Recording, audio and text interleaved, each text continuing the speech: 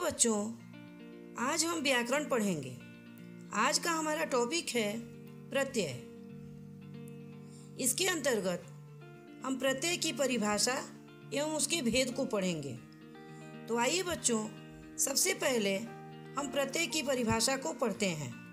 वे शब्दांश जो किसी शब्द के अंत में लगकर उस शब्द के अर्थ में परिवर्तन अथवा विशेषता उत्पन्न कर देते हैं, उन्हें प्रत्यय कहते हैं। प्रत्यय शब्द का निर्माण प्रति और अय दो शब्दों के मेल से हुआ है, जिसमें प्रति शब्द का अर्थ होता है साथ में पर बाद में, और ए शब्द का अर्थ होता है चलने वाला या लगने वाला। प्रत्यय वे शब्दांश होते हैं जिनका स्वतंत्र रूप से कोई अर्थ नहीं होता। बच्चों, प्रत्यय को अच्छी तरह से समझने के लिए आइए इस गद्यांश को पढ़ते हैं। माता पिता अपने बच्चे को समझाते हुए कहते हैं कि बच्चों, तुम लोग पढ़ने वाले बच्चे हो, तुम्हें पढ़ाई के साथ अन्य चीज़ों की भी जानकारी होनी चाहिए, जैसे हमारा पहनावा कैसा होना चाहिए, दिखावे से दूर रहना चाहिए, घटिया और बढ़िया चीज़ों की पहचान होनी चाहिए, हमें क्रोधी व लोभी नहीं होना चाहिए। बच्चों, अब आइए इन रेखांकित शब्दों को ध्यान से पढ़ते हैं। वाला और आई प्रत्यय पढ़ शब्द में जुड़कर पढ़ने वाला और पढ़ाई शब्द बना रहा है। उसी प्रकार आवा प्रत्यय पहन और दिख शब्द के साथ जुड़कर पहनावा और दिखावा शब्द बना रहा है। या प्रत्यय घट और बढ़िया शब्द के साथ जुड़कर घटिया और बढ़िया शब्द बना रहा है। और ई प्रत्यय क्रोध और लोभी के साथ जुड़कर क्रोधी और लोभी शब्द बना रहा है। इन शब्दों का निर्माण उनके अंत में शब्दांशों का प्रयोग करके हुआ है। शब्दांश के जुड़ने पर मूल शब्द के अर्थ में परिवर्तन आ गया है। ऐसे शब्दांश को ही प्रत्यय कहते हैं। अब आइए हम प्रत्यय के प्रकार को पढ़ते हैं। प्रत्यय दो प्रकार के होते हैं, कृत प्रत्यय और तद्धित प्रत्यय। तो कृत प्रत्यय की परिभाषा को देखते हैं। कृत प्रत्यय वह शब्दांश है जो क्रिया या किसी धातु के पीछे लगकर संज्ञा और विशेषण शब्दों की रचना करते हैं, और इस प्रकार बने शब्द को कृदंत प्रत्यय कहते हैं। जैसे आई प्रत्यय चढ़ शब्द के साथ जुड़कर नया शब्द चढ़ाई का निर्माण करता है, उसी प्रकार ई प्रत्यय हंस शब्द के साथ जुड़कर हंसी का निर्माण करता है। कृत प्रत्यय 5 प्रकार के होते हैं। कर्तृवाचक कृत प्रत्यय, कर्मवाचक कृत प्रत्यय, करणवाचक कृत प्रत्यय, भाववाचक कृत प्रत्यय और क्रियावाचक कृत प्रत्यय। तो सबसे पहले हम देखते हैं कर्तृवाचक कृत प्रत्यय को। जिस प्रत्यय द्वारा बने शब्द से काम करने वाले अर्थात कर्ता का बोध होता है, वह कर्तृवाचक प्रत्यय कहा जाता है। बच्चों, यहाँ एक चार्ट के माध्यम से हम इसके उदाहरणों को समझते हैं। जैसे वान प्रत्यय बल और धन शब्द के साथ जुड़कर नया शब्द बलवान और धनवान का निर्माण करता है। या प्रत्यय चूहा और लोटा शब्द के साथ जुड़कर चूहिया और लुटिया का निर्माण करते हैं। हारा प्रत्यय सर्व और सेवन शब्द के साथ जुड़कर सर्वहारा और सेवनहारा शब्द का निर्माण करते हैं। अक्कड़ प्रत्यय भूल और घूम शब्द के साथ जुड़कर भुलक्कड़ और घुमक्कड़ शब्द बनाते हैं। उसी प्रकार वाला प्रत्यय घर और जड़ शब्द के साथ जुड़कर घरवाला और जड़वाला शब्द का निर्माण करते हैं। अब हम कर्मवाचक कृत प्रत्यय को पढ़ते हैं। जिस प्रत्यय द्वारा बने शब्द से कर्म का बोध होता है, उसे कर्मवाचक कृत प्रत्यय कहते हैं। जैसे नी प्रत्यय ओढ़ और कतर शब्द के साथ जुड़कर ओढ़नी और कतरनी शब्द का निर्माण करते हैं। औना प्रत्यय बिछ और खेल शब्द के साथ जुड़कर बिछौना और खिलौना। ना प्रत्यय बचा और गंवा शब्द के साथ जुड़कर बचाना और गंवाना शब्द बनाते हैं।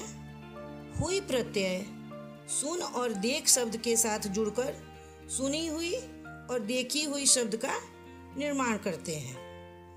अब हम करणवाचक कृत प्रत्यय को पढ़ते हैं। जिस प्रत्यय द्वारा बने शब्दों से क्रिया के साधन अर्थात करण का बोध होता है उसे करणवाचक कृत प्रत्यय कहते हैं। आ प्रत्यय चेल और मेल शब्द के साथ जुड़कर चेला और मेला शब्द का निर्माण करते हैं। नी प्रत्यय सूंघ और चट शब्द के साथ जुड़कर सूंघनी और चटनी शब्द बनाते हैं। ई प्रत्यय रेल और रेत शब्द के साथ जुड़कर रेली और रेती शब्द का निर्माण करते हैं।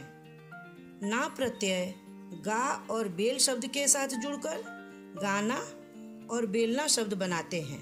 अब आइए हम भाववाचक कृत प्रत्यय को पढ़ते हैं। जिस प्रत्यय द्वारा बने शब्द से भाव का बोध होता है उसे भाववाचक कृत प्रत्यय कहते हैं। जैसे आई प्रत्यय लिख और पढ़ शब्द के साथ जुड़कर लिखाई और पढ़ाई शब्द बनाते हैं। अंत प्रत्यय भीड़ और रट शब्द के साथ जुड़कर भिड़ंत और रटंत बनाते हैं। आप प्रत्यय मिल और पूज शब्द के साथ जुड़कर मिलाप और पूजाप शब्द बनाते हैं।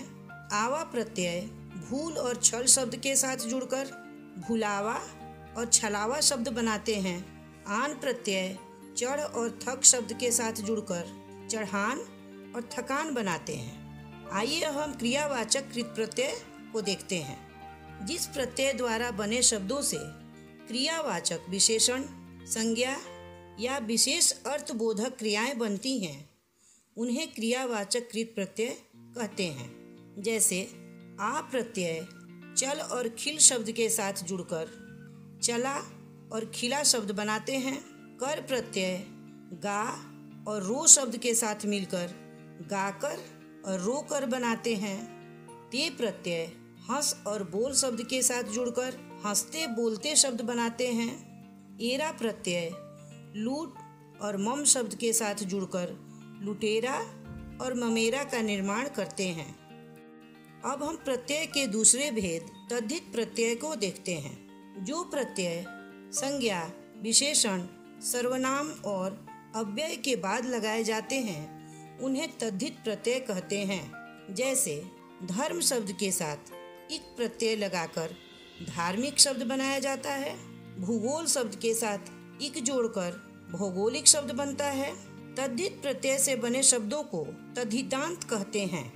तद्धित प्रत्यय 8 प्रकार के होते हैं। कर्तृवाचक तद्धित प्रत्यय, गुणवाचक तद्धित प्रत्यय, भाववाचक तद्धित प्रत्यय, संबंधवाचक तद्धित प्रत्यय, अव्ययवाचक तद्धित प्रत्यय, गुणवाचक तद्धित प्रत्यय, अपत्यवाचक तद्धित प्रत्यय और स्थानवाचक तद्धित प्रत्यय। तो आइए सबसे पहले हम कर्तृवाचक तद्धित प्रत्यय को देखते हैं। इनका प्रयोग संज्ञा के अंत में किया जाता है। इनसे कर्ता का बोध होता है। जैसे ई प्रत्यय सुख और शास्त्र शब्द के साथ जुड़कर सुखी और शास्त्री शब्द का निर्माण करते हैं। आरी प्रत्यय पूजा और जुआ शब्द के साथ जुड़कर पुजारी और जुआरी शब्द बनाते हैं। क प्रत्यय बाल और चाल शब्द के साथ जुड़कर बालक और चालक का निर्माण करते हैं। दार प्रत्यय दुकान और लेना शब्द के साथ जुड़कर दुकानदार और लेनदार शब्द बनाते हैं। हारा प्रत्यय लकड़ और पानी शब्द के साथ जुड़कर लकड़हारा और पनिहारा शब्द बनाते हैं। हारा प्रत्यय लकड़ और पानी शब्द के साथ जुड़कर लकड़हारा और पनिहारा शब्द बनाते हैं। ऊनवाचक तद्धित प्रत्यय इनके प्रयोग से किसी वस्तु या प्राणी की लघुता या हीनता का बोध होता है। जैसे ई प्रत्यय मूल शब्द टोकरा और छोकरा के साथ जुड़कर टोकरी और छोकरी शब्द का निर्माण करते हैं। ड़ा प्रत्यय मुख और दुख शब्द के साथ जुड़कर मुखड़ा और दुखड़ा शब्द बनाते हैं। री प्रत्यय कोठा और छाता शब्द के साथ जुड़कर कोठरी और छतरी शब्द बनाते हैं। री प्रत्यय गट्ठा और टुकड़ा शब्द के साथ जुड़कर गठरी और टुकड़ी शब्द का निर्माण करते हैं।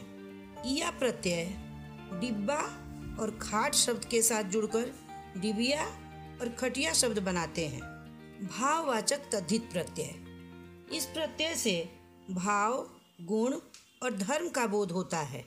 जैसे ता प्रत्यय दानव और मानव शब्द के साथ जुड़कर दानवता और मानवता शब्द बनाते हैं। ता प्रत्यय दानव और मानव शब्द के साथ जुड़कर दानवता और मानवता भाववाचक संज्ञा बनाते हैं। पन प्रत्यय अपना और बच्चा शब्द के साथ जुड़कर अपनापन और बचपन शब्द बनाते हैं। आहट प्रत्यय चिकना और घबरा शब्द के साथ जुड़कर चिकनाहट और घबराहट भाववाचक संज्ञा बनाते हैं।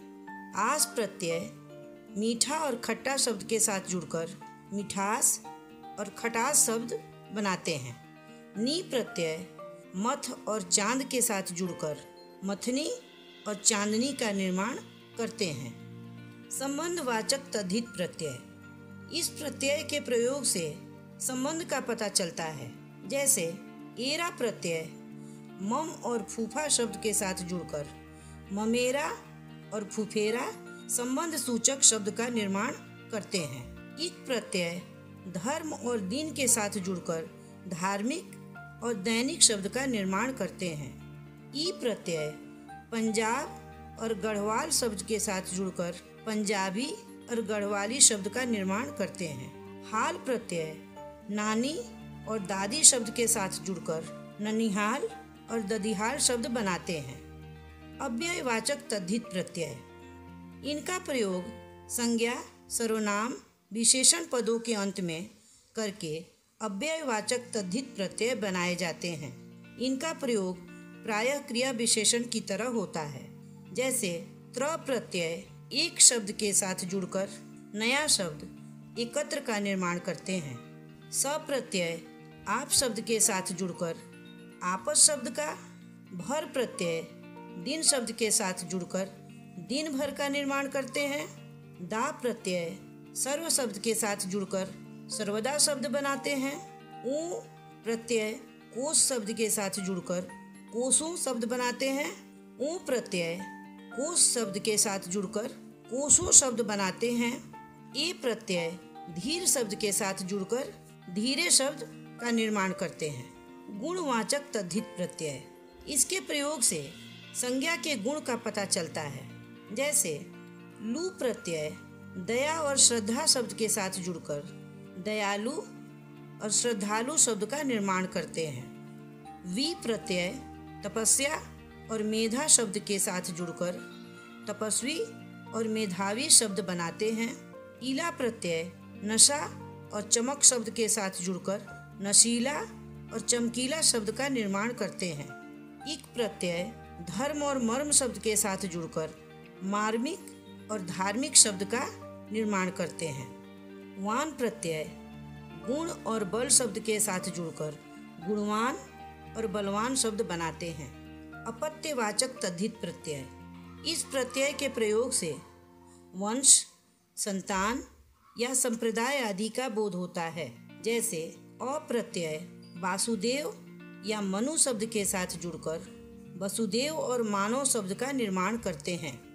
आयन प्रत्यय नर शब्द के साथ जुड़कर नारायण का, एय प्रत्यय राधा शब्द के साथ जुड़कर राधेय का, य प्रत्यय दीति शब्द के साथ जुड़कर दैत्य शब्द का निर्माण करते हैं। बच्चों, अब हम 8वां और अंतिम तद्धित प्रत्यय को देखते हैं, जो है स्थानवाचक तद्धित प्रत्यय।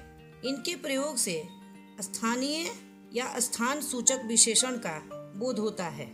जैसे ई प्रत्यय गुजरात या पंजाब शब्द के साथ जुड़कर गुजराती व पंजाबी शब्द का निर्माण करते हैं।